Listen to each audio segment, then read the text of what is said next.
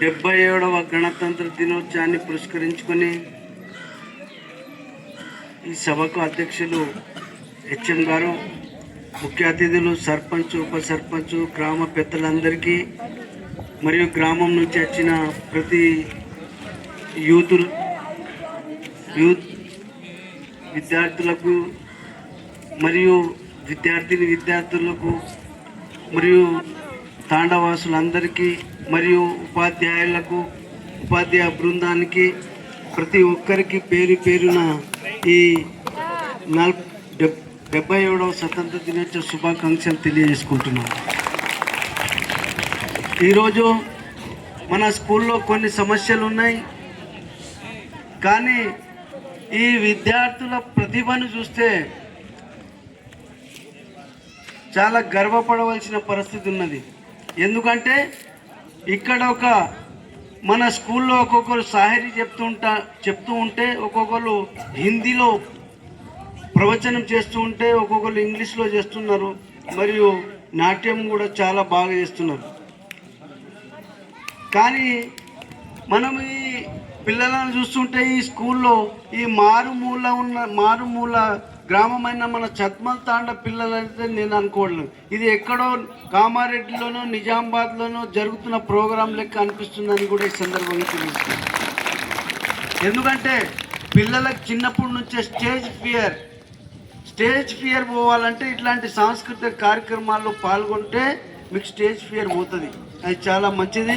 కాబట్టి ఇందులో పాల్గొన్న ప్రతి ఒక్క విద్యార్థికి పేరు పేరున శుభాకాంక్షలు తెలియజేసుకుంటున్నాను, అభినందనలు కూడా తెలియజేసుకుంటున్నాం. అదేవిధంగా ఇక్కడ విద్యార్థులు మనం అనుకుంటాము దేశం బాగుపడాలి అంటే దేశం ఎక్కడో దేశాలను సేవ చేయడం గొప్పది కాదని ఒక విద్యార్థి ఇక్కడ చెప్పడం జరిగింది. మనం ఎక్కడైతే ఉంటామో అక్కడ ధర్మంగా, న్యాయంగా, మన ఏదైతే వృత్తిలో ఉన్నామో, చదువు వృత్తిలో మీరు ఉన్నారు కాబట్టి మీరు న్యాయంగా, ధర్మంగా కష్టపడి చదివితే అది దేశానికి సేవ చేసినట్టు అని కూడా ఈ సందర్భంగా మీరు తెలియజేసుకుంటున్నాం.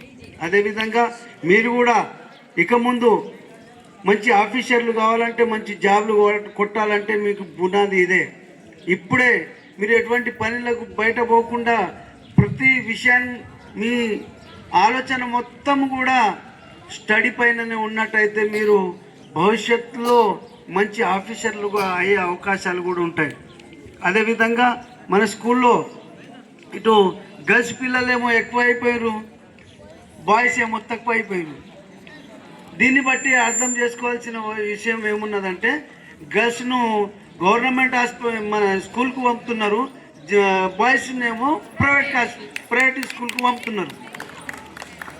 కాబట్టి ఈ స్కూల్లో పిల్లలు లేరని కాదు, ఇక్కడ నేను ఒకరోజు ఒక పిల్లవాడిని చూసిన, మన చద్మల్ తాండలో చదివే పిల్లోడిని మరియు వేరే ప్రైవేట్ స్కూల్లో చదివే పిల్లవాడిని ఇద్దరిని చదివించిన. ఇద్దరు 4th క్లాసే, కానీ మన పిల్లోడేమో ఇంగ్లీషు, హిందీ, తెలుగు ధారణంగా చదువుతున్నాడు. ఆ పిల్లోడికి అయితే ఏమొస్తలేదు.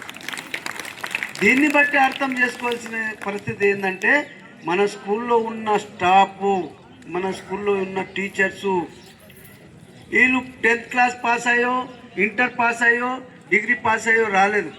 మంచి పిహెచ్డి చేసిన మంచి టీచర్లు, బీఈడి చేసిన టీచర్లు ఇక్కడ ఉంటారు.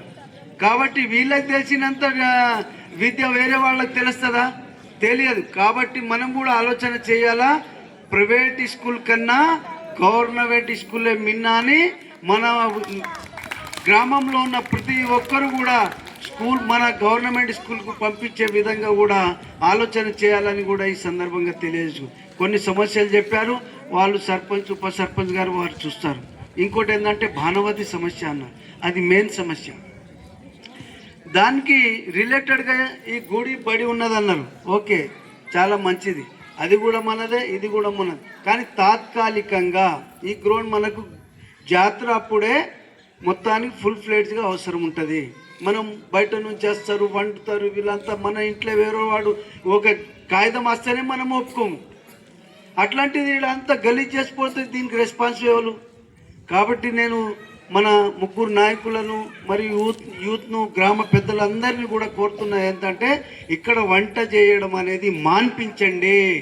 వాళ్ళు ఇష్టం ఉంటే ఏమైనా వాళ్ళ పూజ వాళ్ళు చేసుకొని వాళ్ళ ఇంట్లోకి తీసుకోపోమనండి. కానీ ఇట్లా మన స్కూల్లో అంత దారుణంగా అంత గలీజ్ చేసిపోతే అది మనకు మంచిది కాదు. ఈ విషయం పైన కూడా గట్టిగా చర్చ చేయాల్సింది కూడా కోరుతున్నాం.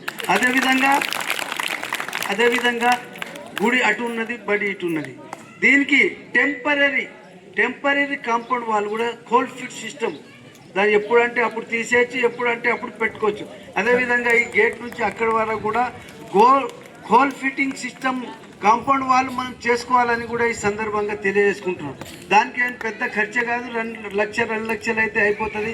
దీనికి అవసరమైతే మనం ఊర్లో చందా చేసుకోవాలనే దీన్ని కంపల్సరీగా చేయాలని కూడా ఈ సందర్భంగా కోరుకున్నాం. అదేవిధంగా స్కూల్ టీచర్లో కూడా కొన్ని లిమిట్స్ ఉంటాయి. పాపం వాళ్ళు కూడా పై అధికారులు చెప్పినట్టు వినాలా. వాళ్ళ మీద కూడా మనం కొంతమంది కోపపడుతున్నారు, ఇట్లా చేస్తున్నారని కూడా సమాచారం వచ్చింది.